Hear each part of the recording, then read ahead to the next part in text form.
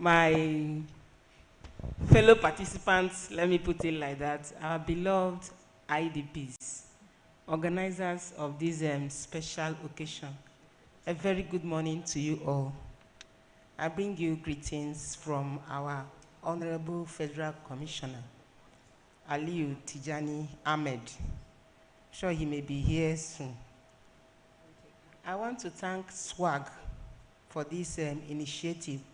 SWAG is always standing with the girl child. I am very passionate concerning things that has to do with women and girls, not because I am a woman, but because they call them the weaker sex. In African context, they want them to be seen and not to be heard. I like the way SWAG is breaking the gene. NCFRMI is a commission mandated to protect, assist, care our persons of concern. And who are these persons of concern? They are the internally displaced persons, the returnees, the refugees, the asylum seekers, and the stateless persons. The mandates aim to achieve a sustainable, durable solution to the plight of these persons of concern. And the HFC, the Honorable Federal Commission of the Commission, has been working doggedly to meet up with this durable solution mandate. We are collaborating with the Ministry of Agriculture and other agencies with agriculture to establish farmlands where these IDPs will plant, harvest, sell, make money out of what they have gotten. The latest durable solution project we are in now is the Resettlement City project. It's a very laudable one, where about 40 housing units were built for internally displaced persons in Kefi, Nasarawa State. Some of the IDPs were moved down to that place. The place is divided into two: 28 households for IDPs, 12 households for refugees, and about 300 persons are being accommodated because we shared it household by household. When it comes to another project of Zero Hunger, the Commission tries to carry out distribution of food and non-food items to these states that are suffering from displacement. Like the first speaker ushered us in, that those displaced persons were once like us, but due to circumstances, they found themselves in such a place. Maybe through insurgents, flood, natural disaster, or climate change. So we have now relented in that distribution of food and non-food intervention we call Zero Hunger. Skill Up Acquisition too is another project where we train these IDPs, empower them for them to have their means of livelihood. Again, the health, total health. In that total health, we give them free health care. And we find out that most of these things we give them, the host community is also beneficiary. It's not only the IDPs. I remember 2 occasions I've made SWAG in our different camps. They were distributing sanitary pads to the girls. I want to appreciate them Even in area of education, we have been collaborating with SWAG. So can we applaud them, SWAG, for that? So today I want us to sit down, listen very well, and listen to the testimonies of some of our internally displaced persons here, what they are going to tell us. And we, from different organizations where we are coming from, in any way we can contribute, let us do it so that they will achieve that durable solution to make them self-reliant persons in future. Thank you very much, and God bless you all.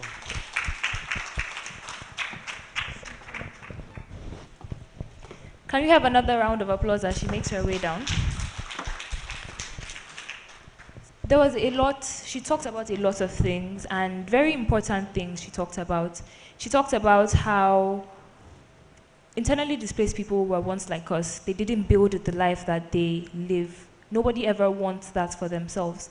So I think let's give a round of applause to SWAG Initiative as well, because they are really doing amazing work. And before the conference started, I was talking to Hajia about how girls in humanitarian cases and crisis, it's a very big thing that not a lot of people talk about, you know? Because how are you saying you want to give education or practice safe menstrual practices when the girls are thinking of their next meal, they're thinking of where they're going to live, they're not comfortable. Bringing these ideas to people who don't know where their next meal is coming from, or they don't have shelter, or they don't have water or basic clothing, it will be very abstract. So girls in humanitarian crisis and cases is really a topic that we should talk about more. And I'm so happy that a lot of people are willing to listen to the girls. No, there's a lot of women and girls here. So the conversation I'm really proud of this, is the conversation is shifting from what do we think girls in IDP want, what do we think women in IDP want, more to women in IDP said they want this. Girls in IDPs want this. It's an intergenerational dialogue. It's a cross-body dialogue that is it's not just stakeholders, it's stakeholders and the people who are affected by this directly. So speaking of SWAG, I want to call up the very, very important woman, the pioneer, the founder and executive director for SWAG. I know you agree with me that she's such a brilliant person, Margaret Bolaji Adebola, for her welcoming address.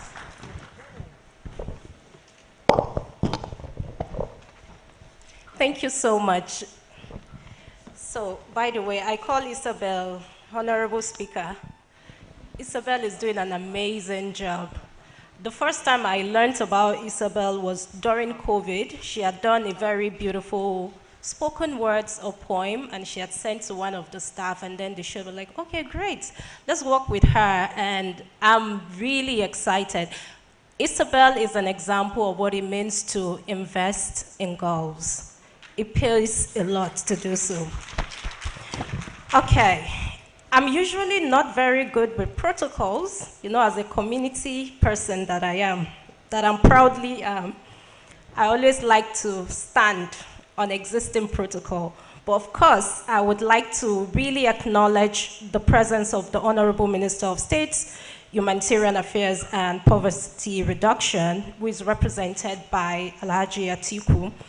Thank you so much for coming. It means a lot to us, because it's one thing to say, oh, let's center the voices of women and girls, but we don't want to just talk to ourselves. We want to be able to dialogue with decision makers. So being here means so much to us. Of course, also to the Honorable Federal Commissioner, Migrant, Refugee, and Internally Displaced Persons, represented by Madam Uduak Ijoma. Thank you so much for the great work that you do. You get to meet the girls. These are girls who have benefited from the different supplies, from the different initiatives that the Commission continue to give. Of course, I'm also going to be saying thank you to the UN agencies, particularly UNFPA. I mean, I always say that I'm proudly a UNFPA product. Right from 2013 in Zaria, Kaduna State, we had the Youth Advisory Board, and I mean, someone like Dr. Matthew is nodding, Madam Corey. And I mean, it's been really amazing to see organizations who would hold hands with young people and know that they matter. They are not just beneficiaries, they are partners, and be able to have that. And I'm really grateful. Of course, to the men of the press, I'm saying this because I don't want to forget it, to all the delegates, but most importantly, because of, I mean, these are the people we're here for, are the IDPs themselves. The women, the girls, the men. We have the camp chairman, we have, I mean, these are the real VVIPs, very important personality. I salute your resilience, I salute all that you do, and it's such a great pleasure to be here. While thinking of, I can be very non-formal. So while thinking of the welcome address, I was wondering, what exactly do I say? I mean, welcome you all and go back to seats. It's as simple as that. But I remembered, and for me, for whatever I do, it's from a deep sense of passion, of experiences. And today is an opportunity for me to remember 2011. That year, there was post-election violence across Zaria, Kaduna State, where I grew up, and other parts of the country. And my family and I, once firmly rooted in this community in Congo, where we called home, were forced to flee in fear. I can't forget that night. It's still so engraved in my memory. Running for our lives, climbing the fence for the first time. I'm a very good girl. I mean, you can ask my mom. I don't make trouble. So I'd never in my life before that time climbed a fence. So it was the first time. So you can imagine what happened. I sustained minor injuries. By the morning, when we came back, we realized that we had escaped with the most important thing, and that was our lives. Because at that time, everything else, our homes, my parents are business people, so they had a store. They were all reduced to ashes. It was a moment of deep loss. That was 2011. But it was also the beginning of a profound journey. 9 years later, that was in 2020. Despite being 6 months postpartum, just had my baby then, and navigating the challenges of COVID-19 pandemic, I found another calling. And that calling was to work with women and girls in internally displaced persons camp. I still remember the first day I visited Wasa IDP camp in 2020. So my team and I masked up. You know, it was that era we had to use the face masks. Where did they all go to? Okay. And then we embarked on a journey to make a difference. And for us at Stand With a Girl Initiative, our vision is to ensure that every girl, no matter where she's born, no matter where she's found, whether she's at the IDP or any part of the country, she's empowered to achieve her full potentials. And for us, the IDP was that place. So we want to make sure that girls that we meet are able to achieve their full potential. But interestingly for me was that in Wasa, I met girls. Some of them are here, Adama, Sadia, several of them, who reminded me of myself in 2011. Girls who had been displaced, but still carried their dreams with them, just like I once lost everything in the flames of destruction.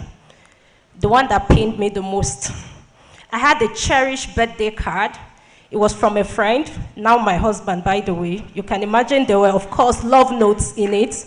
It was such a beautiful card. It got burnt, There was also pieces of my final year project.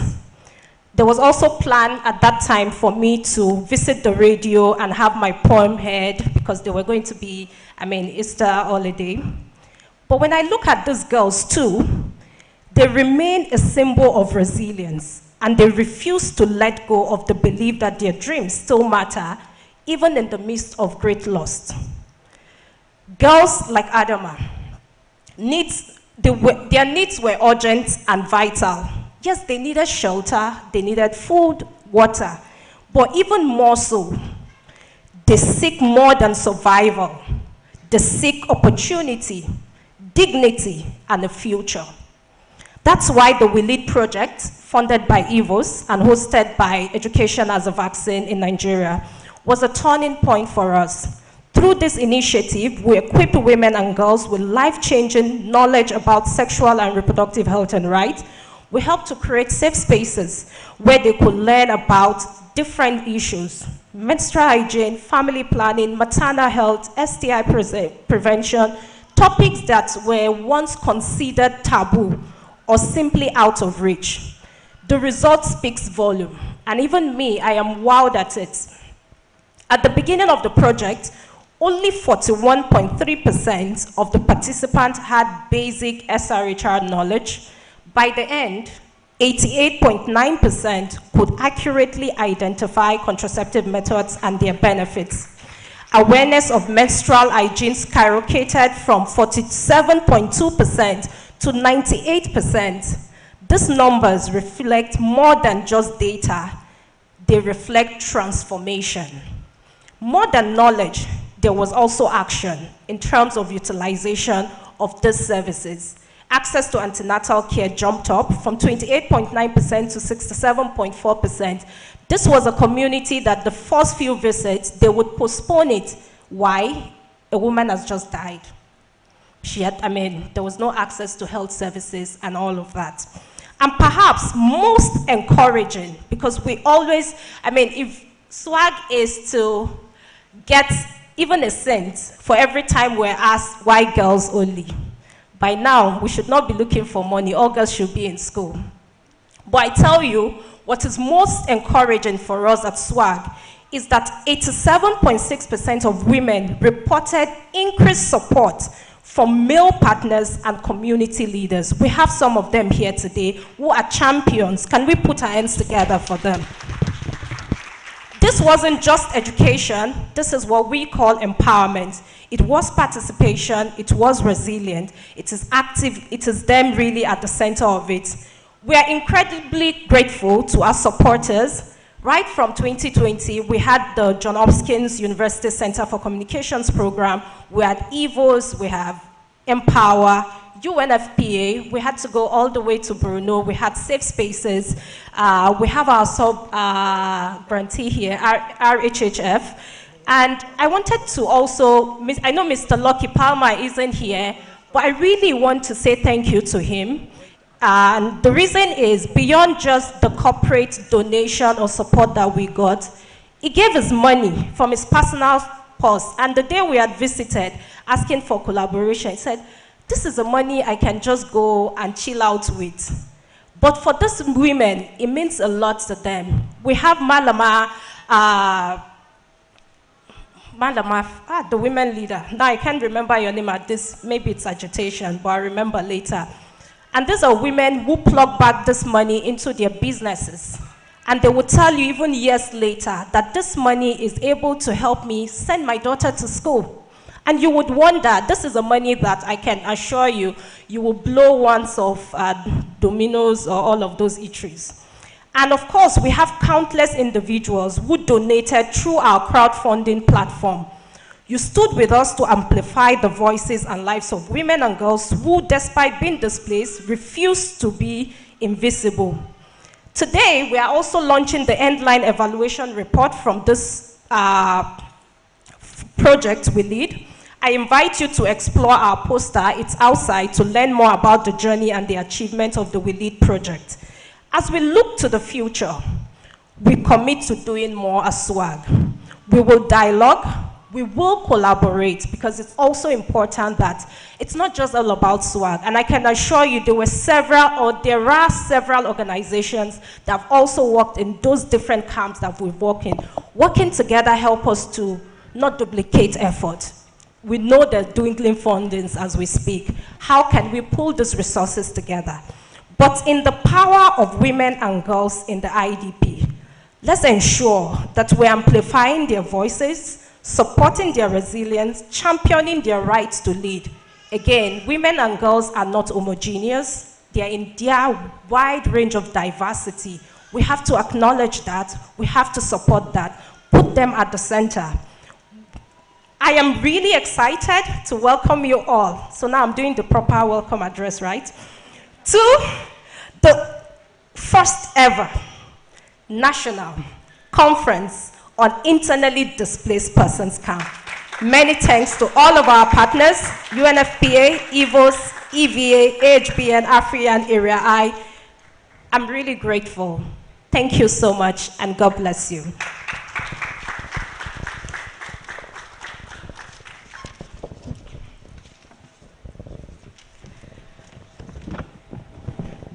Thank you so much, Margaret. You know, it's amazing that Margaret's journey, if I recall, dear little Margaret, it's been a while. And thanks to SWAG, I would like Margaret to take note that the next conference, because I'm sure even in the internally displaced communities and camps, there are those who are also in dear need, more need than those we see. Those are those with a disability among them. So we include them and we hear their voices. I'll make sure you take note. Looking at the agenda, we are going to provide an opportunity to hear the voice, because we said we are willing to listen to voices. And this time it will be a special address by Adama Ali, Adolescent Girls IDP Camp, to come forward. They said, hearing it from the horse's mouth, let us start listening to them, their voices, and hear what they wanted and what they need, rather than we giving out what we thought they need. There are some special needs they have, or certain things we overlook based on funding, but maybe we'll redirect it differently. Adama, over to you.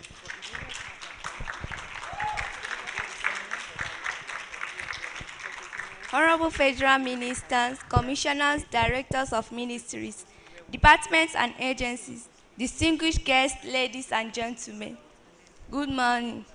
My name is Adama Ali, and I am 16 years old. My family and I fled Maiduguri due to the northern crisis in Nigeria. And for the past 10 years, Wasa IDP camp has been my home. Today, I stand before you as a voice for the many young girls living in internally displaced persons IDP camp, in need of your support and investments for our future. Many years ago, my parents and I were forced to flee our home and leave behind our schools, friends, and the peaceful environments we once knew. Despite these unpleasant situations, I am still a girl like many others who have valid dreams and aspirations for the future. Many adolescent girls like me have been empowered with advocacy skills by SWAG initiative, and that is why I stand before you today. I believe that access to education can change my future and the future of thousands of other girls like me. But without a proper school, that hope is fading. Through the generosity of the Stand with a Girl SWAG initiative, I have been able to remain in school, and the organization provides transport for girls like me to attend the nearest school in neighboring communities 3 times a week. But we do not want to depend on external funding forever. We need a lasting solution. A secondary school within our community where children affected by displacement can gain access to. It is on this note that I ask for your support in building a secondary school in my community at Wasa IDP camp. We dream of contributing to the progress of our country, but without urgent intervention, this dream will remain impossible. On behalf of my community, I have these asks: access to quality education, to ensure free, uninterrupted education for internally displaced children, support provision of schools, facilities in IDP camp, and fund teacher training in health and life skills to help address cultural and religious barriers through programs that promote open discussion of family life and HIV education. Adequate healthcare services. Improve healthcare access in IDP camp, including sexual and reproductive health service. Equip health center and strengthen protection against gender-based violence. Honorable Minister, esteemed guests, our ask is simple yet important. We ask for the opportunity to learn, to grow, to be healthy, and to contribute to the nation we love. Today, we have the chance to change the story of thousands of girls in IDP camps and nearby communities. Imagine a Nigeria where no girl has to drop out of school due to displacement. Imagine a future where young girls, despite their past struggle, can grow to become doctors, teachers, and leaders. This vision is possible, but it requires your support. 6 million naira can build us a school. With your support, we can create a school that will last long after the donations end. A school that will be a symbol of hope for generations to come. At this point, I invite you to support us, invest in us, and help us build a better tomorrow. Thank you.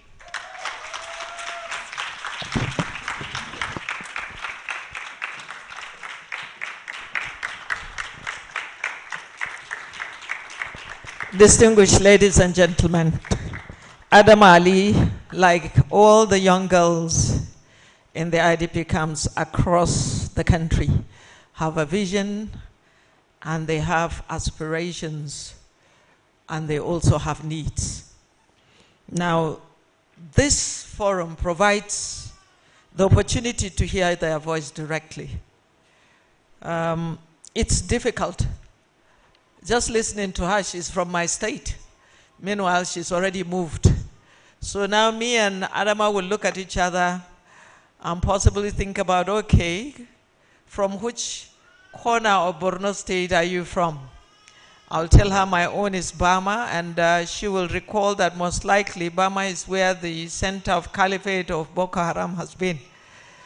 So just to give you a little bit of background, during the earlier insurgencies to almost 6 years before I took a trip to Bama, and it was quite an emotional journey for me to travel there. I remembered, I think, the French ambassador or the MP that came, and she was taken by helicopter to Bama, and I had to travel by road. I automatically switched on my camera, leaving University of Maiduguri. But the Bama is like 75 kilometers to Maiduguri, so it isn't that far. So, but because that's my hometown, that's where I did my primary school and my parents are then, it was so difficult to look at the destructions to the small village before reaching Bama. And by the time we drive past the bridge into Bama, I felt, you know, I'm about to lose my breathing ability because I can't believe such destruction did really took place. And after we were given accommodation in one of the IDP camps, I decided to plead with the security so that I go and visit my family house. It took me more than 1 hour to trace where our house is. Like I passed it twice. And by the time I realized, okay, I recognize this house, I was just less than 2 doors away, and there I was, and I found that that place had been a checkpoint for the military who are based there, and they are using just a corner of the compound to stay. So as I got into the house, the security were asking me, who are you looking for? I said, this is our house. And the man was saying, are you sure? I said, I will tell you the position of where my mom's room is, where my dad's section is. And I took them through and I recorded because we are 30 from my dad. I had to post it for them on WhatsApp to see how the house looked. So truly, there are many with those stories. Each IDP person that is so IDP that is seated here will tell you a story of how they left, how they managed to flee with their lives, and what they have left behind. And I hope we reflect that there are many of them. The insecurity is still there. And we need to do more. That's the truth. We need to do more.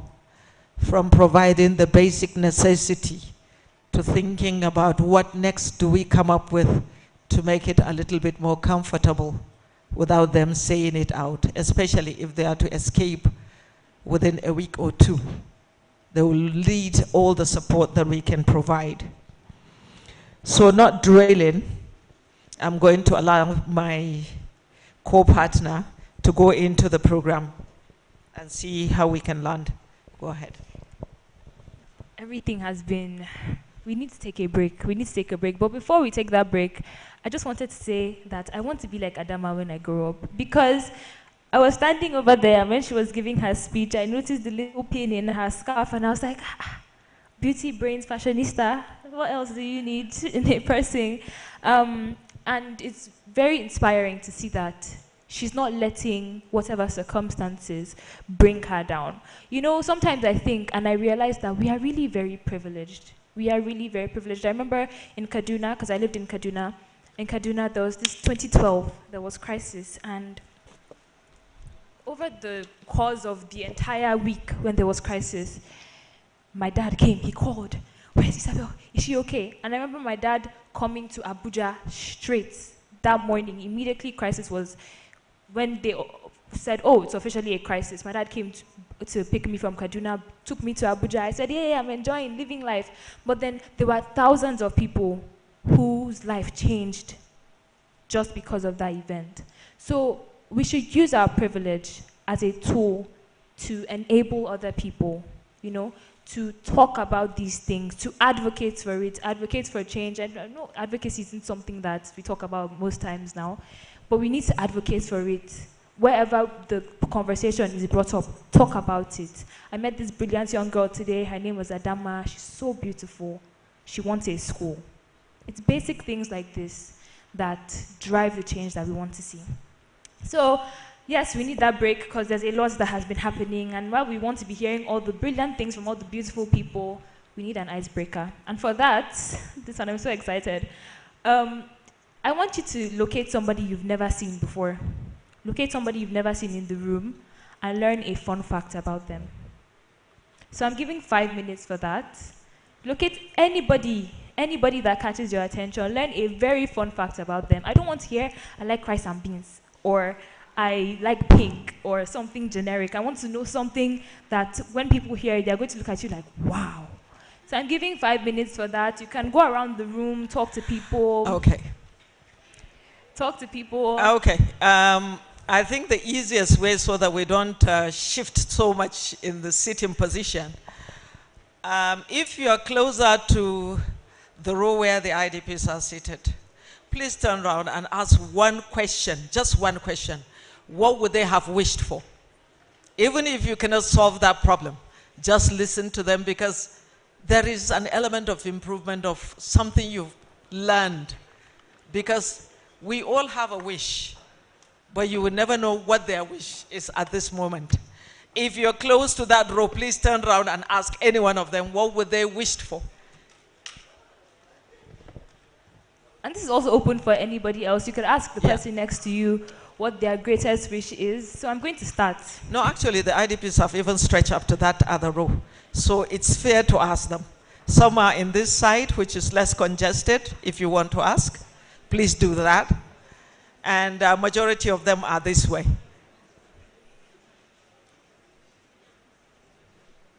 Because I'm going to ask questions, and they might be a gift. So I'm going to start. My biggest dream now, there's a lot of things that I want, quote unquote, but what I'm thinking of immediately, Hajia proposed the question. The first thing I thought was a 1975 vintage Mini Cooper. That's what I want right now. So it could be anything. It could be anything. Ask the person near you. I'm going to pick at random, so everybody should get hands on.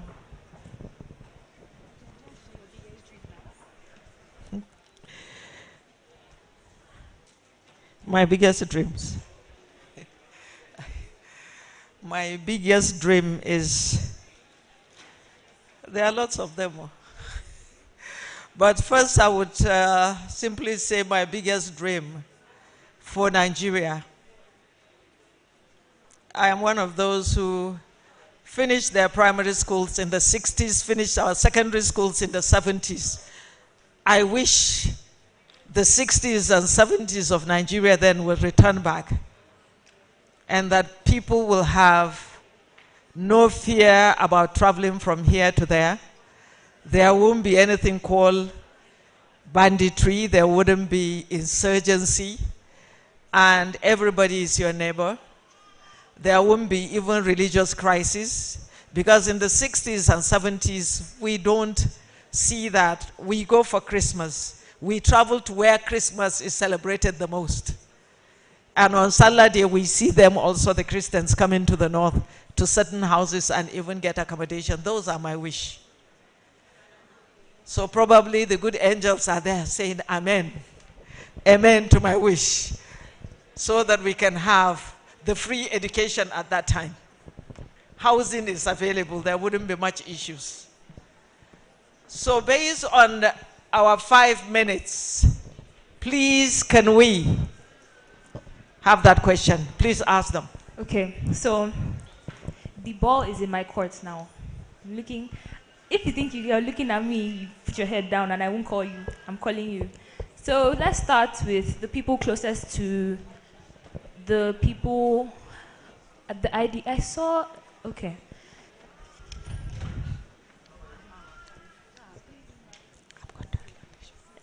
So, can you please tell us your name and what you learned from any of them? Thank you. My name is Bernadette Faruna. I work with Society for Family Health. I met one of the women from the IDP camp. Her name is Lydia. And when I asked her what she wished the most, that if she have opportunity to have it now, she said healthcare facility within the IDP camp, not outside. Peradventure, somebody is sick at night, they'll be able to take the person, not looking for ways to go out, and also being empowered to be able to be self-reliant and self-sustained. Thank you. That's a very powerful one. You know, healthcare is something that we talk about, but then how many people are really getting the healthcare that we want to see? So I need somebody else from this row before I move to the next. Let me see. I'm very excited. Let's get a man this time. He for she, he's here. You're just asking your question, sir. Thank you. So please introduce your name and what you learned. Okay, so my name is Kenneth Ibe, and I work with Nigeria Health Watch. So I just spoke with her now because everybody will listen to Adama, what she spoke, right? She has asked that, you know, they need secondary school, but I just asked, apart from that, what else can be done to improve their lives in IDP? So, but the thing is that, yes, school is very important, but the policymakers, I think it's very important that everybody, you know, focus on this issue. Investing in the lives of a girl child is the best investment we can do in Nigeria. Thank you. Can we have a round of applause, please? Because that was a very powerful answer. We are seeing a lot of he for she's. One more person. We're seeing a lot of he for she's, and it's very refreshing to see that men are into the cause that we so strongly support. So finally,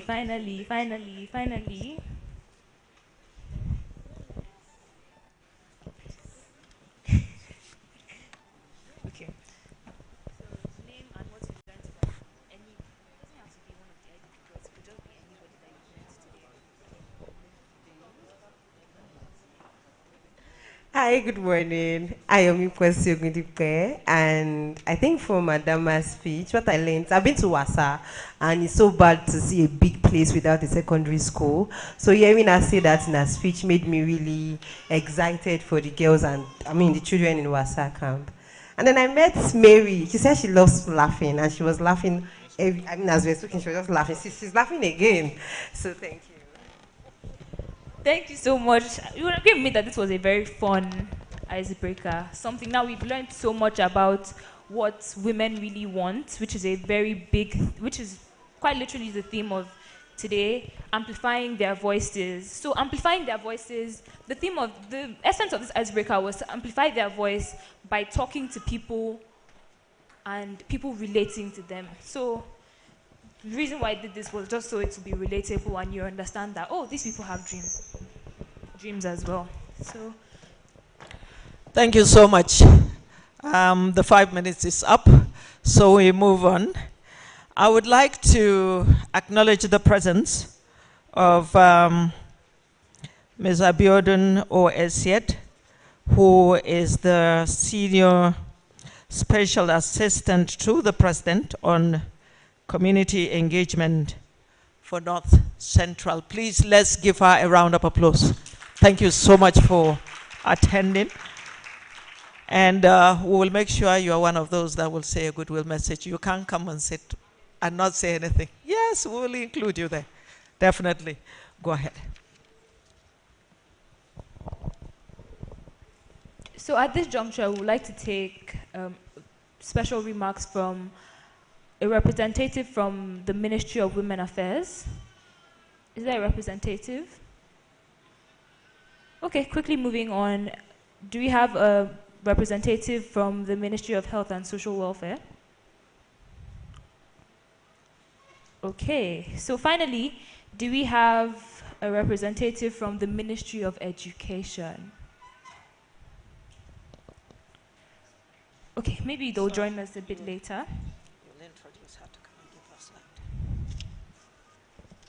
So now we would like to, all those remarks, they are very important to ministry, so they have to come, just not at this point. I would like to introduce Mrs. Abiodun Esiet. Hajia has already introduced her. Oh, before that, I would like to introduce the country representative.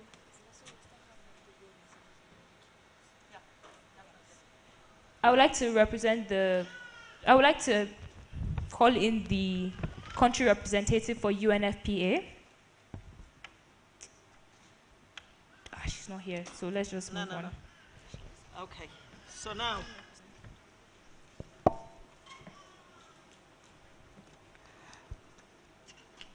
Distinguished ladies and gentlemen, just to bring us back to the program, I know representatives of ministries of women affairs who ought to be here, most likely on their way, but if they come, even while the program is going on, 2 minutes to say something because they're important. The IDPs that are here, purely women and girls, will definitely want to hear from where we called our hosting body, Ministry of Women Affairs, and the areas of concern, which is health-wise, we would want also from the Ministry of Health, as well as Ministry of Education, just like Adama calling out for that secondary school. So we'll give them those 2 minutes. However, I still strongly believe that we should have a word from the Senior Special Assistant to Mr. President, Abiodun, to come forward, please, to say just a word or two, not more than a minute, if she can. Thank you. Okay, if you are the one to give the keynote address, we'll let you be. Thank you so much. I thought it wasn't there. So we go down. The representative of UNFPA, ably represented by Matthew Zanoja, to come forward for his special remark. We'll start from there.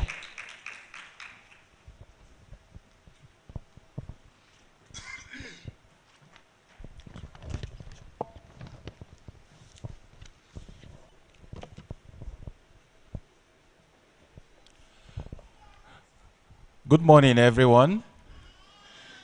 I'm not the country representative of UNFPA, like Haji has stated, but she has tasked me with the duty of coming here to give her remarks. My name is Dr. Matthew Onoja. I work with UNFPA. I'm a humanitarian program analyst, and I'm very delighted to be here to give the remarks of the UNFPA rep. Like it's been said, protocols in Nigeria is something we all like to stand upon. I want to recognize the representative of the Honorable Minister of State and also the Special Assistant to the President on community matters, the representative of the Commissioner, Migrants, Refugees, and IDPs. I also want to recognize fellow sister UN agencies that are represented here, UN OCHA, as well as IOM. I want to especially also recognize the internally displaced persons on whose account this conference is actually holding.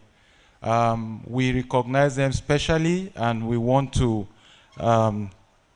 applaud them for the resilience that they have shown. We also would like to recognize all the young people in the room, the media, both online, electronic, as well as print media that are here. Ladies and gentlemen, fellow humanitarians that are in the room across all the partnerships that we have, international organizations, national NGOs, as well as UN agencies, distinguished ladies and gentlemen, it gives me great pleasure to deliver these few remarks at this inaugural Internally Displaced Persons Conference, organized to discuss issues affecting IDPs in Nigeria, beyond Northeast, commend concrete actions required to impact their lives positively. As reflected in the theme of this conference, re-strategizing investment, amplifying the voices of women and girls in internally displaced persons camps and communities, wherever there is a displacement due to humanitarian emergencies, women and girls often suffer the most. The pre-existing vulnerability prior to the displacement usually becomes exacerbated wherever you have such displacements happening. For us in UNFPA, we have always promoted the trajectory of the life of the girl child as a continuum, knowing that critical phases are marked with unique experiences and challenges. These phases evolve through childhood, adolescence, and adulthood, with significant development changes that takes the girl child through menstruation to the delivery room and later menopause as a woman. It behooves to realize that a deficit in any of the phase in a development setting always predisposes the female to conditions that are often difficult to manage in a humanitarian crisis. UNFPA is proud to work with the network of adolescents and youth in the humanitarian and development spheres to forge ahead with the United Nations Secretary General's Global Strategy for Women's, Children's, and Adolescents' Health.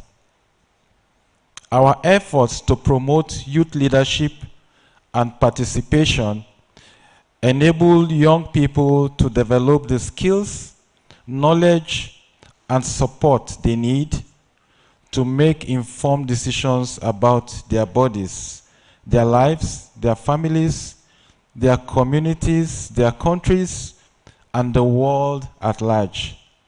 And these skills support them through all spheres of life. UNFPA is quite delighted to see the great work being done by SWAG, led ably by Margaret. Margaret, like she said during her speech, is a product of UNFPA's mentorship program for young persons over the years. What the world would like to see in the post-SDG phase depends a lot on what has been done to ignite the potential of the 10-year-old girl. We know today that each year of education delivers an additional 11.7% increase in wages in later life for girls. We also know that if all the 10-year-old girls in poorer countries today completed secondary education, a $21 billion annual dividend will be triggered. Governments, NGOs, and multilateral organizations must make investment in girls an urgent priority. Social systems that confine women to the home must be dismantled with a commitment to increasing the presence, the visibility, the agency, and the voices of women and girls in the public spheres of school and work. Impeding a girl's safe, healthy path through adolescence to a productive and autonomous adulthood, is a violation of her rights. The choices we all make today, from parents to policymakers to educators to healthcare professionals to economists, entrepreneurs, journalists to community leaders, will shape the future of Nigeria and the world. The focus of the conference sub-themes on health, education, and empowerment underscores the key leverage factors women and girls need to amplify their voices and resonate deeply with UNFPA, and this resonates deeply with the mandate of UNFPA. Our mission is to deliver a world where every pregnancy is wanted, every childbirth is safe, and the potentials of every young person is realized. At the core of our work in UNFPA is the unwavering commitment to upholding the dignity, the rights, and the well-being of women and girls, especially in humanitarian settings where they face heightened risk and vulnerabilities. Women and girls in IDP camps often experience unique challenges, including limited access to sexual and reproductive health services, heightened risk of gender-based violence, and restricted opportunities for education and economic empowerment.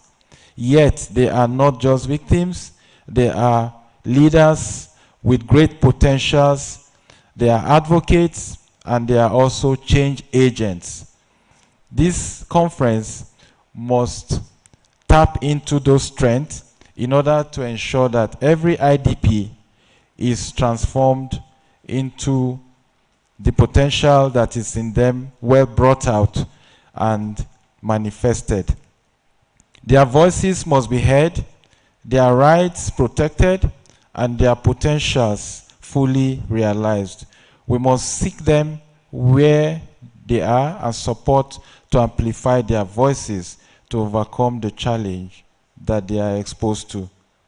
We remain committed in ensuring that women and girls in humanitarian settings have access to life-saving sexual and reproductive health services, psychosocial support, as well as protection from gender-based violence. Promoting their dignity and well-being is not just a humanitarian effort, but a necessary investment in sustainable peace and development. As we move forward, let us challenge ourselves to move from commitment to action. Let us forge stronger partnerships, mobilize resources, and prioritize the voices of women and girls in shaping policies and interventions. We stand ready to support these efforts as UNFPA, working alongside the government, partners, and affected communities to build a future where every woman and girl has the opportunity to thrive with dignity, good health, and hope. We hope that government and partners will make the required commitment in supporting to implement the actionable issues derivable from this conference when the communiqué is eventually released. I thank you all.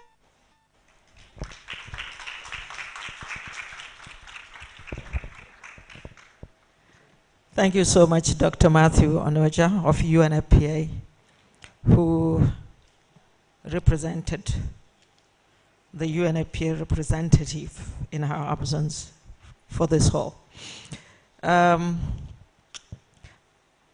At this juncture, I would like to simply recognize the presence of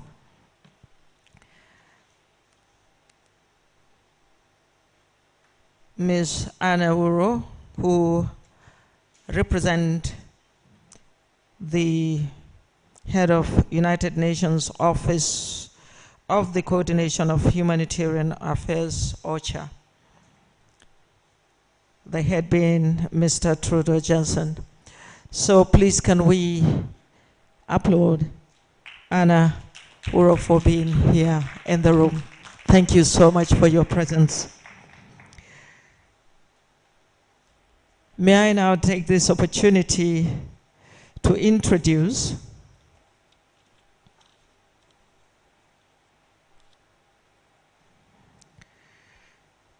Pat Lopez, who is the Deputy Chief of Mission,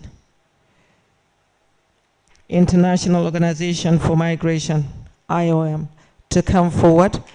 Ably represented Mr. Sharon Demenche.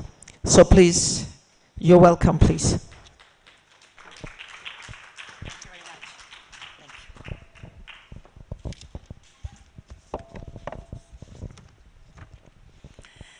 Thank you very much, Madam Moderator. You are doing a great job, the two of you.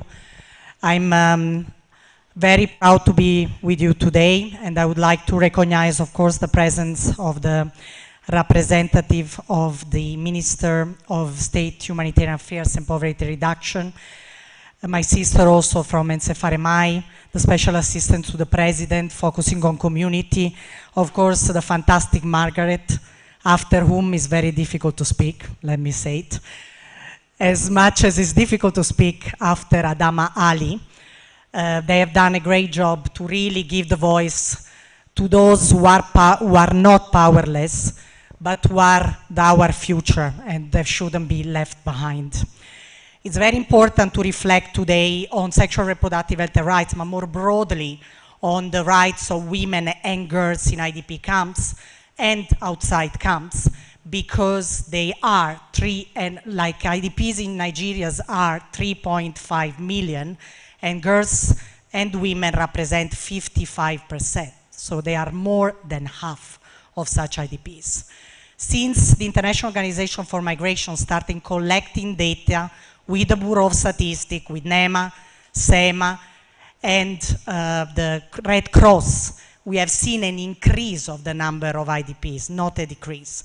We have also seen an increase of returns to ancestral lands, but sometimes we have also seen that internally displaced person who had the chance to return had to leave again because other factors such as floods or another insurgency, banditry and so on push them out.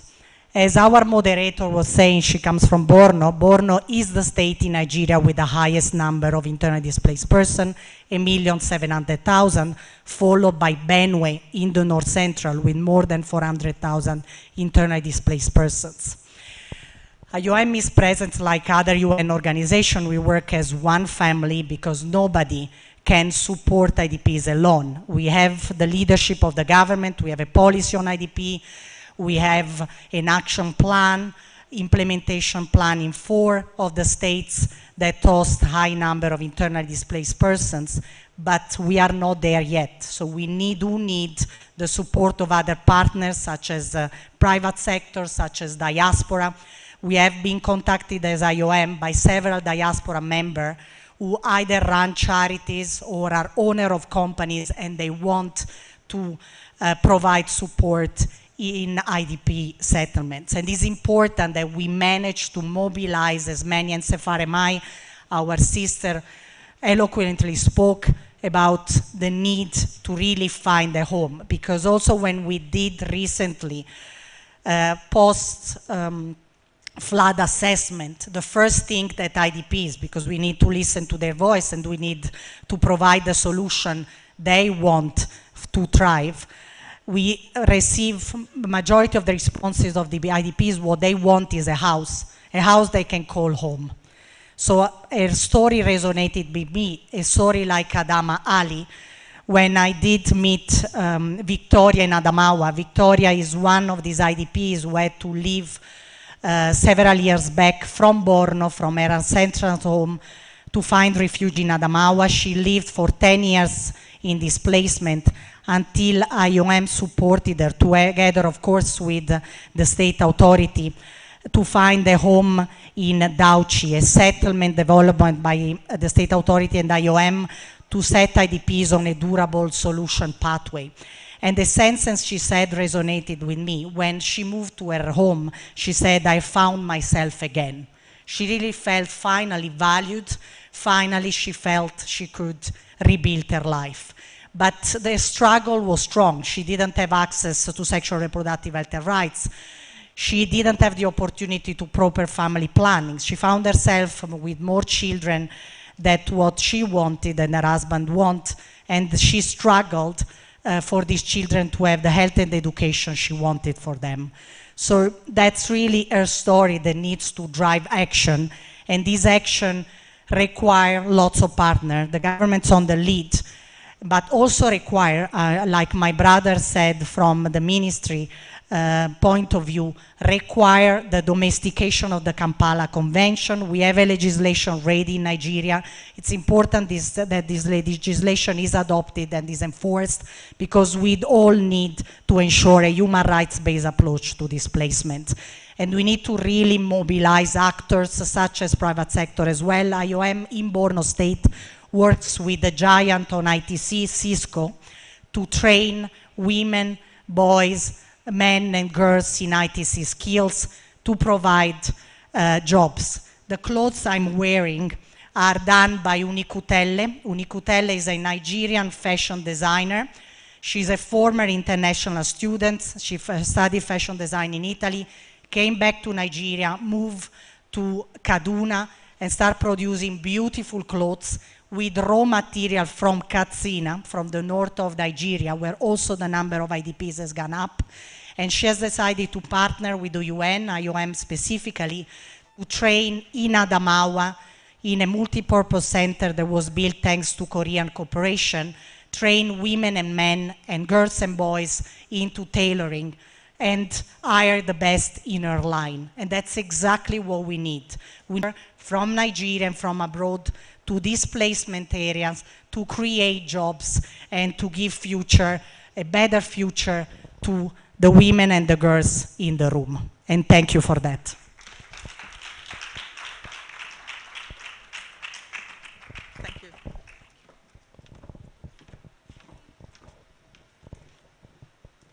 Can you please give her another round of applause as she makes her way down? All right, so moving on, it's time for our goodwill messages, and we need to keep to time, so 2 minutes, very snappy. First off, I would like to call the representative for Education as a Vaccine, Funom Yakubu, who is currently in the Committee for Action, who is currently the facilitator for Community of Action, We Lead Nigeria. Thank you. Good morning, everyone. I would like to stand on existing protocol. I bring you greetings from the global We Lead community because it goes beyond Nigeria, from Niger, Kenya, Uganda, Guatemala, everywhere. We send greetings. Also, I bring greetings from the other 11 community of actions within Nigeria.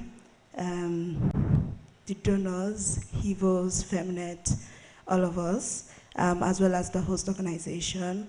And I am here to say that, first of all, to congratulate SWAG, because as a community of action facilitator, as well as an academic researcher who has spent years studying the intersection between gender, internal displacement, and human security, this conference is very much needed. And SWAG is paving the way. And as it is our culture in We Lead, we always say there's nothing about us without us. And so that's why it's very important that internally displaced persons, men, women, girls, boys, are involved in the conversation, because that's the only way that we can know what they really need without assuming from our point of view, because we've not lived in their shoes. Right? So thank you so much, SWAG. Thank you to all of your partners for putting this together. Thank you to all of the COA organizations who are represented here. Thank you to Dwayne, who is also providing sign language interpretation, because there's always an intersection between women in all of their diversities. There's disabilities, there's women and girls living with HIV, who deal with these camps. So thank you, and I hope that these conversations go beyond just speaking, but we, individually beginning to think of how we can co-create with all of the internally displaced persons here to ensure that, displacement is a past issue in Nigeria. Thank you so much, and have a great conversation. That was a very important call to action, and she kept it very snappy, very quick, concise. So our next speaker is an author, and she is the National Coordinator for AFRIAN. So can we please have a round of applause as I invite Adek Basi for her goodwill message.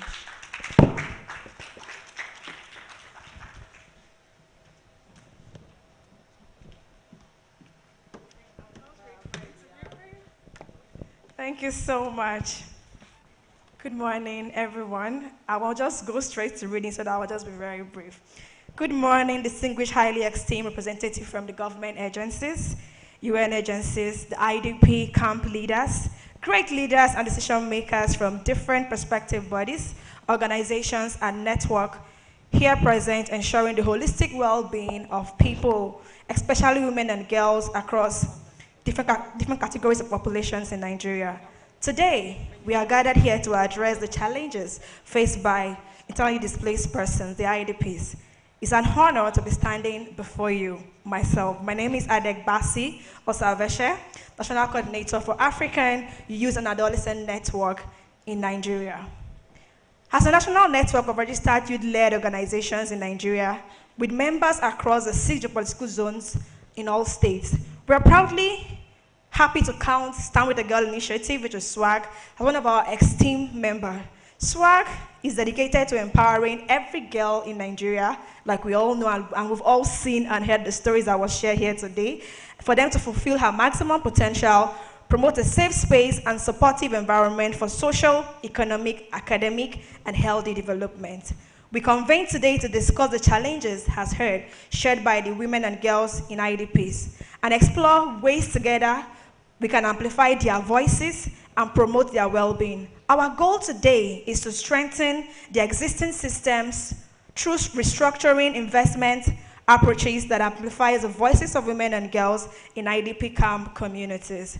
As a national youth network, we support the efforts of Nigerian youth-led organizations across all states in Nigeria, like SWAG, advocating for their rights and well-being of women and girls in IDP camps. We promote a beneficiary-centered approach model where the beneficiaries themselves will lead the entire process, as exemplified by the We Lead program, as we're seeing here today. And my call to action for all of us today is, together we can create a brighter future for this vulnerable population. To our strong resilience persons from the IDP camp, like Adama, I want to say your voice always counts.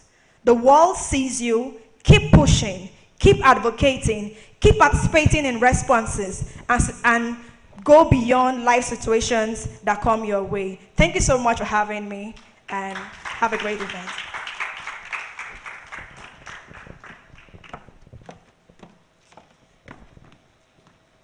For the final two, we'd like to have the representative for National Advocates for Health. Is the representative for National Advocates for Health here? Okay, moving on. Then finally, we would like to have the representative for Girl Effect. Okay, so round of applause as he makes his way forward, he for she. You like this?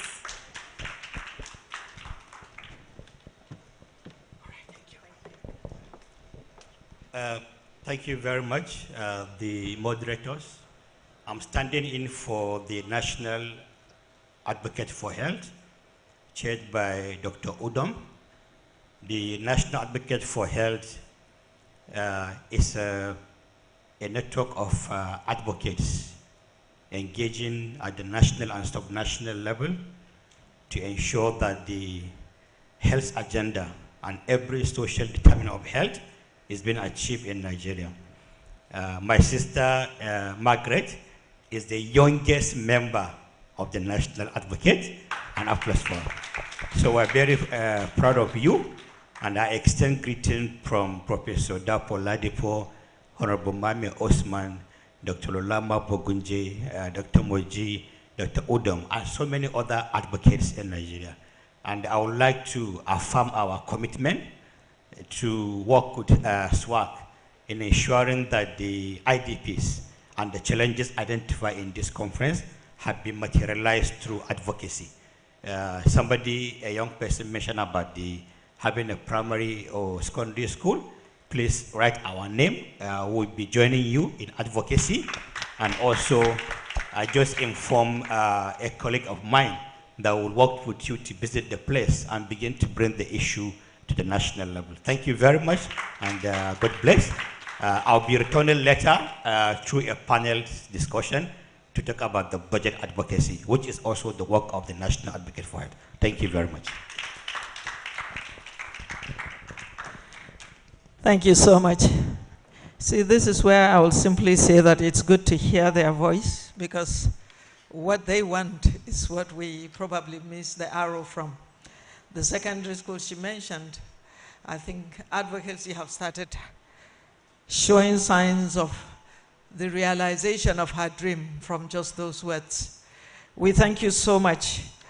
Going back to the agenda, not forgetting that the essence of all our gathering here is to allow voices of the IDPs as well as to hear what they want, what they are saying, so that we, meaning all the stakeholders here, will strategize ways of supporting them and be a cushion to all the effects and traumas they are going through.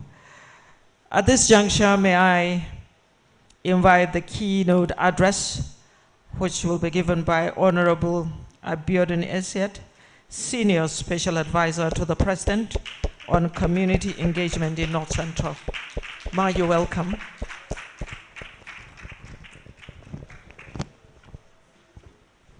Thank you so much.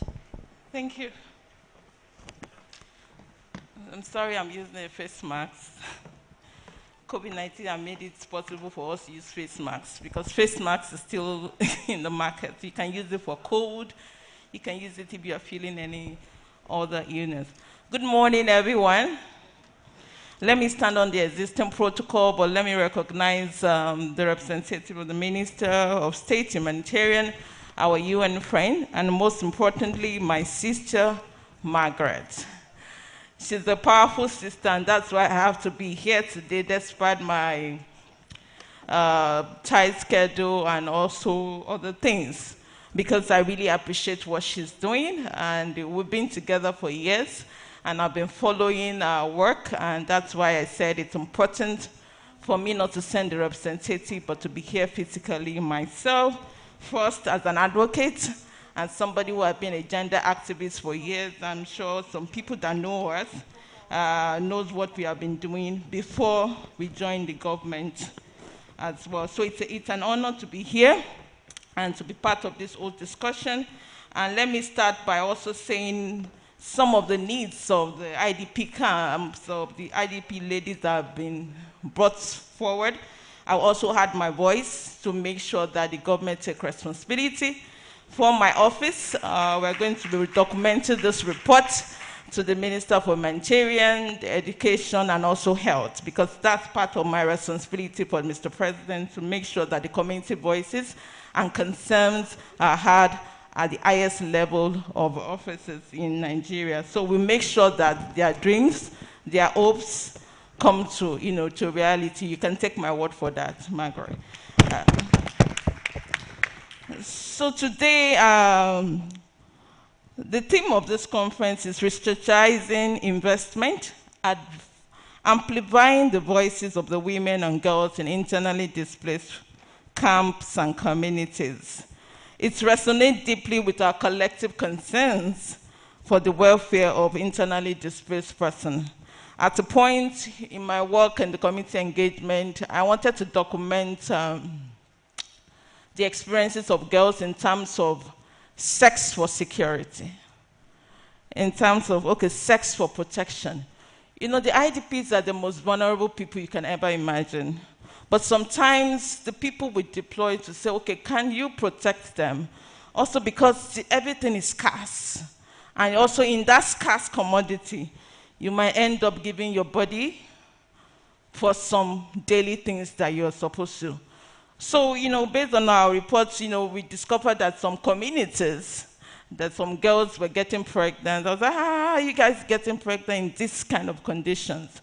But, when you hear their voices and when you hear the stories, issues behind it are what we are sitting here today to discuss. So I must really thank Margaret for putting this forward and for us to discuss this as a national issue, which I said my office is also going to be part of this in making sure that all these concerns are addressed. We don't want IDP camps. So, it's best for us to see how the host community are going to embrace them and also making sure that we support the host community rather than we all making IDP so comfortable for people to say. So I'm talking from the government's perspective. So it's because we want everybody to go back to their base and we want everybody to be in a safe environment while we also respect the host community where they are. But how are we as government agencies also providing the necessary skills and support for the host community to be able to attend to those needs?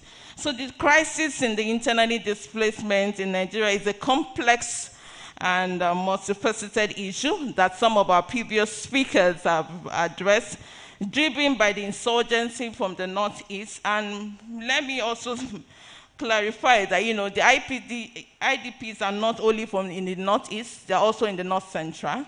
In Benue, you have IDPs.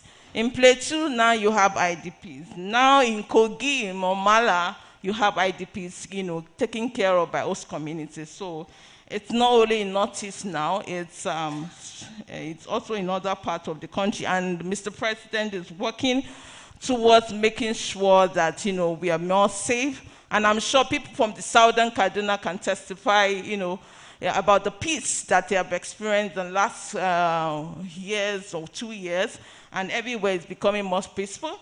And Mr. President has also given a directive to NEMA. We are taking a stock of all the IDPs in the Plateau State, making sure that we are assessing what was lost and making sure that the government is making necessary provision for them to return back to their base or also get compensation for the things that they lost. So NEMA is currently in Plateau State right now based on the directive of Mr. President to make sure that they take care, do an assessment of the IDPs in the North Central region and also every region in Nigeria.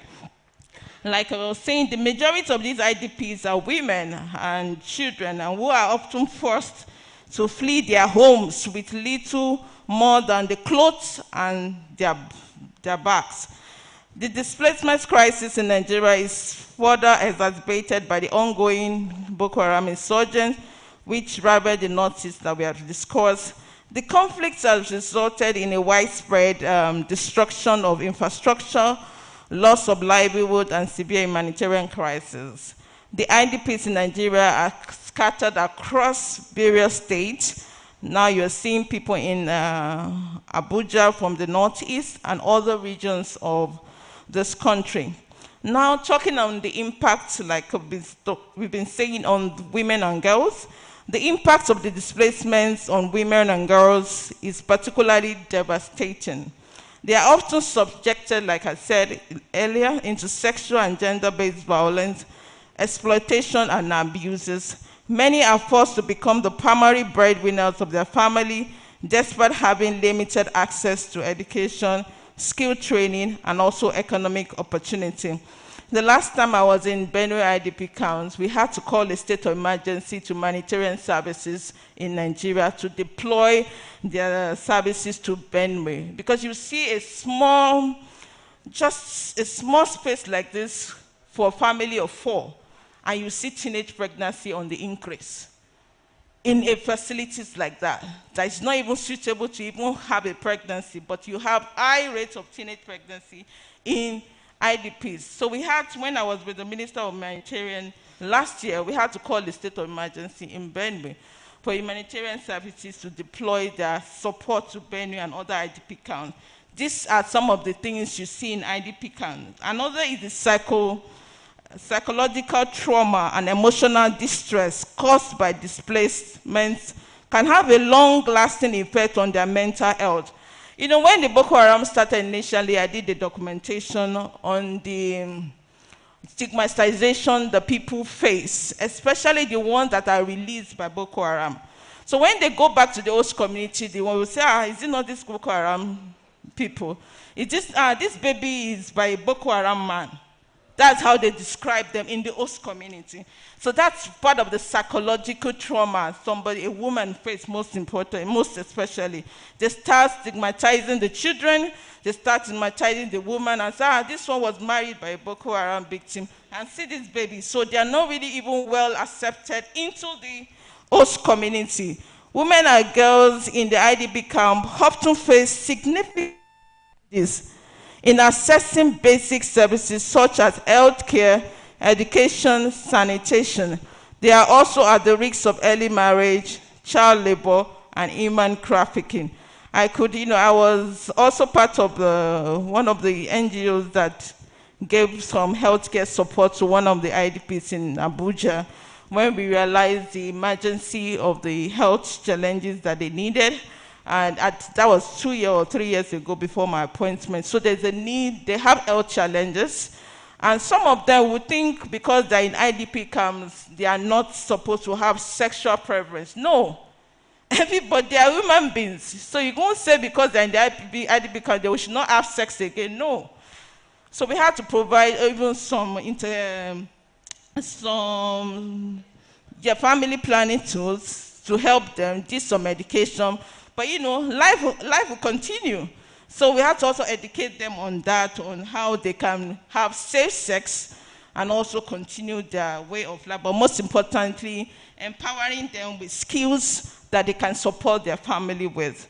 So my office has made some intervention in the past, part of which is policy advocacy. My office has been active on the ground. Through our team, we included active volunteers, provided basic necessity like food. When I was in Jos, I made sure that I made some donations for the IDP camp that were hosted in one of the churches around Jos North, and we provided some food materials to the host community for them to support the IDPs in those regions.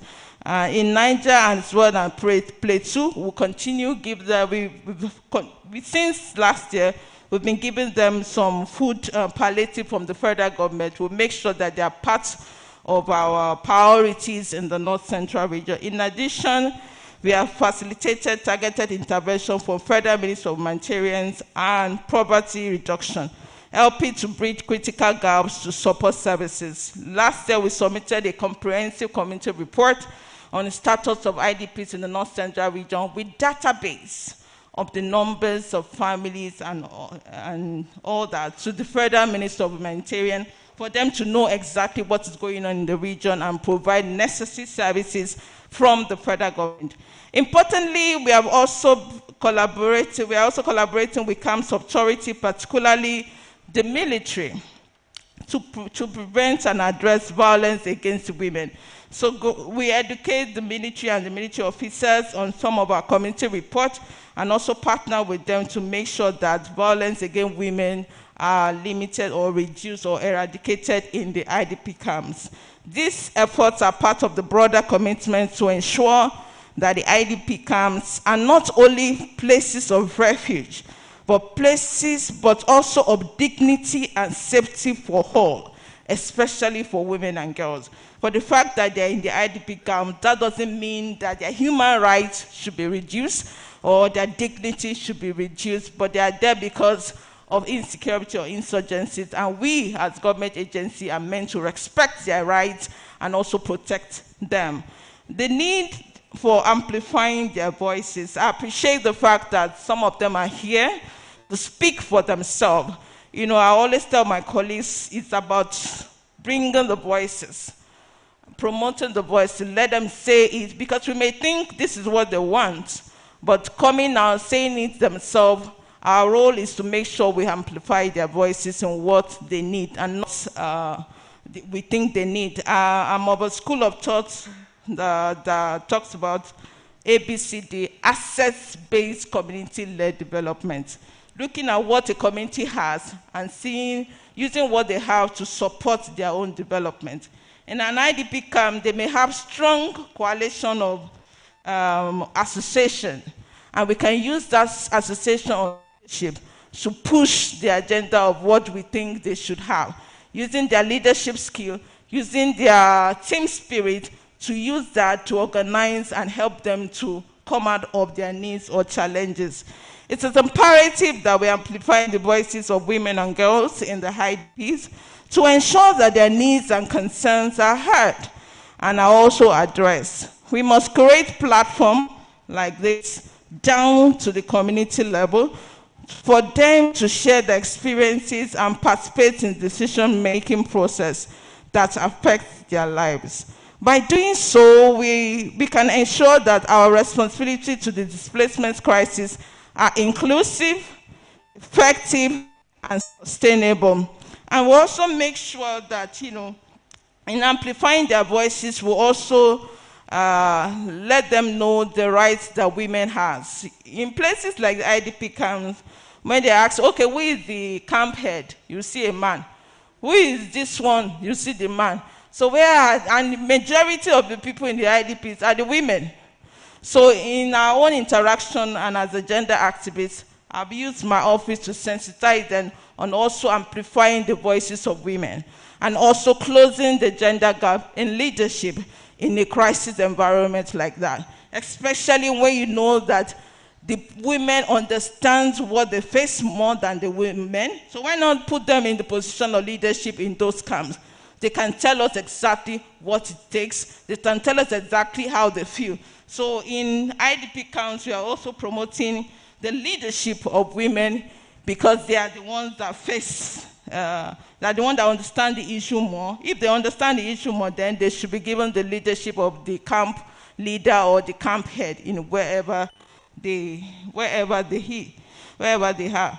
So in amplifying the voices of women and girls, we require a multifaceted approach. It involves providing them with access to information, education, skills, and training. It also involves creating spaces for them to participate in the decision-making process and to hold leaders accountable for their action.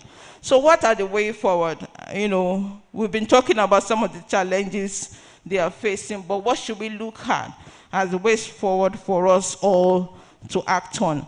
As we move forward, it is essential that we prioritize the needs of women and girls in the IDP camps. We must work to address the root causes of the displacement and also to provide services that meet the unique needs of this population. This includes access to education, healthcare, skills, training, and economic opportunity, which I am using my voice to advocate to all the federal agencies responsible to do this for the IDP camps, to also make sure that members are also forging ahead to make sure that all these needs are provided in our IDPs. Through our ongoing community peace initiative, so my office will be launching a community peace initiative in Jos, Plateau State, Nigeria, for the North Central region. My office is working to foster units and understanding to create a lasting harmony across the North Central region. We believe peace and social cohesion, we can mitigate the triggers of displacement and stem the rise in numbers of IDPs. So last year we did some interventions in making sure that we promote social cohesion. For instance, when we're doing Christmas, our Muslim members in the North Central region prepared a cake and gave it out to their neighbors who are Christian. As simple as that is, it's actually promoting peace. And doing Salah as well, we did the same thing. The Christian community in some of our region also provided support for the Muslim to show that we are together, we are one, we are not divided by our religion or our tribes. So that is the way in my office is promoting social cohesion, because that is what we need for lasting peace. Some of the issues that are brought rise to insecurity are simple issues like, you know, somebody started a quarrel in one neighborhood, and before you know it, it has led to a major crisis in the community. So for my office is working with all stakeholders to make sure that we are promoting social cohesion in all our region. We must also work to prevent sexual and gender-based violence and to protect the rights of women and girls in IDPs. This requires a coordinated effort from the government agency, civil society organizations, international partners. We must work together to provide a comprehensive response to the displacement crisis, one that prioritizes the needs of women and girls. I am sure we all know that we are working on the Violence Against Person Prohibition Act, you know, that has been repealed by the National Assembly, and we are representing it back. The Federal Ministry of Justice is working on that act to make sure that all the things that was missing when it was passed initially has been incorporated. There was a time we had an experience of international, one of the international organizations that their officer was sexually harassed one of the people in IDP, and there was no strong provision to make sure that he was able to pay crime. But now with the new Violence Against Person Prohibition Act, we're making sure that all those issues that were not incorporated are addressed, and also making provision for survivors, funds for survivors of sexual harassment, and all the necessary things. So in conclusion, I would like to express my gratitude to Stand With Girls Initiative for organizing this conference. You have not just highlighted about amplifying the voices, but you have also made sure that you have brought the issues of IDP camps to the limelight at the national level, and I want to thank you for that.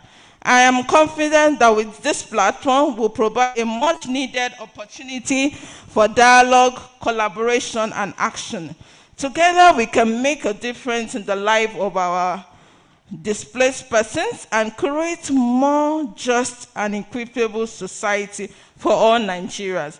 Don't let it stop here. Let's cascade this interaction to the community level where it needs to happen. And that's why my office is launching the Community Peace Initiative, where we talk about issues like this at the community level, because that's where it all began. A bottom-up approach to governance is one of the strategies my office has been using since we got into power last year. So I'm appealing to you that you can walk up to our office for partnership and support. We'll make sure that these issues are amplified at the community level and also at the federal level. Thank you so much for the opportunity.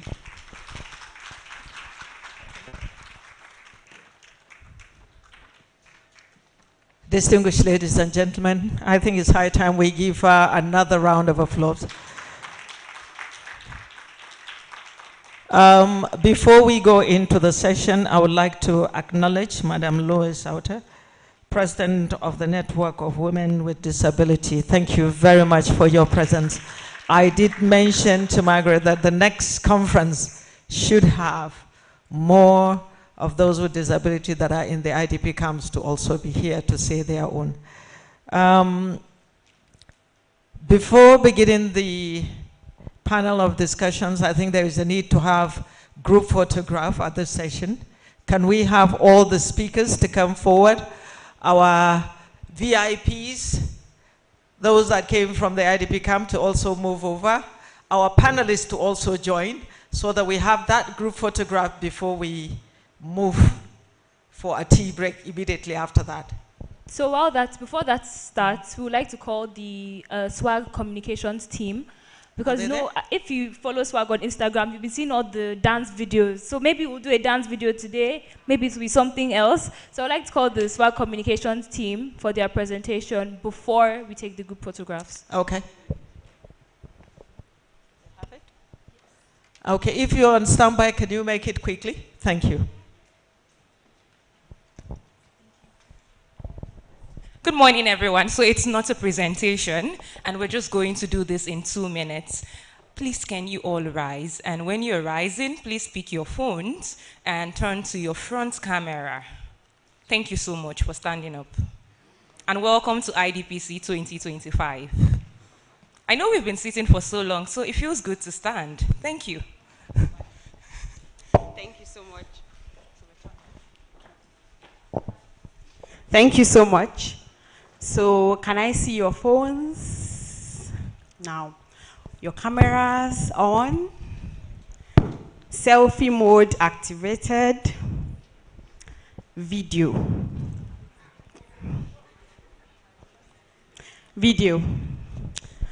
So, Shay. Okay, so this is what we're going to do. We are going to say IDPC 2025, and the response would be amplifying the voices of IDPs. Are we ready? Are we ready? Okay, so let's do this together with all energy, everyone. IDPC 2025. Beautiful. So we go again. IDPC 2025. Amplifying the voices of IDPs. Thank you. And now when you look to the screen, you would see our hashtag. And that is what you will use to post on Instagram, X, Facebook, TikTok, LinkedIn, as much as you can. And we are doing that right now. Yes, right now. Let's Thank you so viral. much Thank for standing you. up and for doing this. Thank you so much. Okay, as I earlier announced, can we have all our speakers, those that have spoken as well as those who didn't? Our panelists all come forward, and all the IDPs that are the VIPs there, please come for a group photograph. From there, we move over to tea break. But we needed the photo critical. Let's have people coming this way, please. Adewale, Anko, can we have you, the photographers, to come also, so that we do it quickly? Ina wanda suka zo IDPs din ku matso kusa. Please come forward. Hello. Madam, join them. Please join them quickly. Just push your chair, join them. Everybody. Yeah. The IDPs can climb up the steps. Yeah, please. Let's do it quickly. Let the IDPs be on the steps. Be fast enough. Yeah.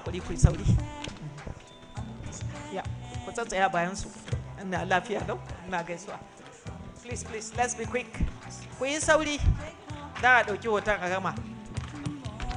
Thank you.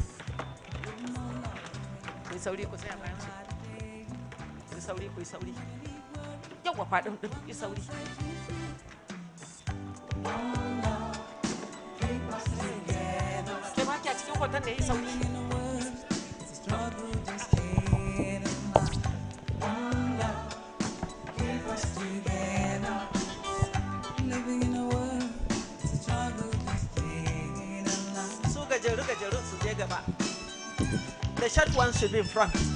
Sabu chukuda. Kizota ni chukuda. Hey, you are smallish. We have already eaten it.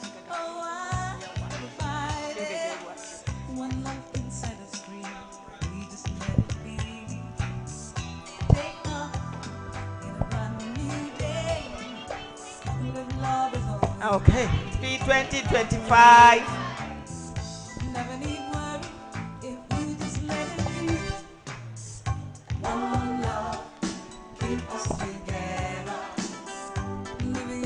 Okay, are we good?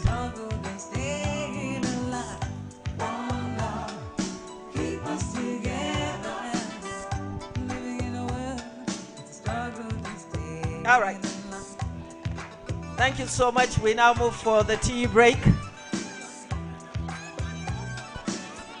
My sister will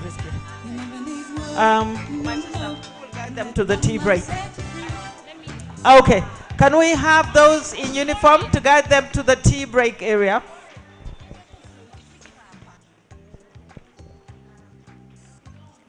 So that we can start the panel discussion quickly. Can we move for the tea break, please?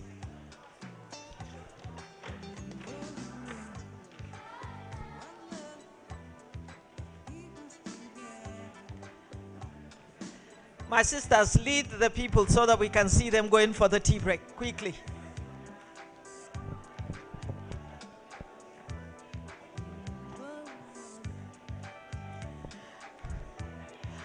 The tea break is 10 minutes, please. It's 10 minutes. Tea break is 10 minutes so that we can move fast. 10 minutes for the tea break.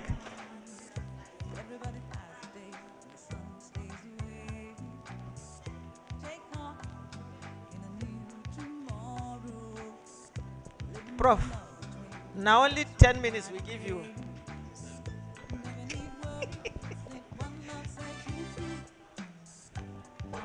Please, let's try and go out for the tea break 10 minutes and come in so that we can continue with the panel discussion. We will hear more.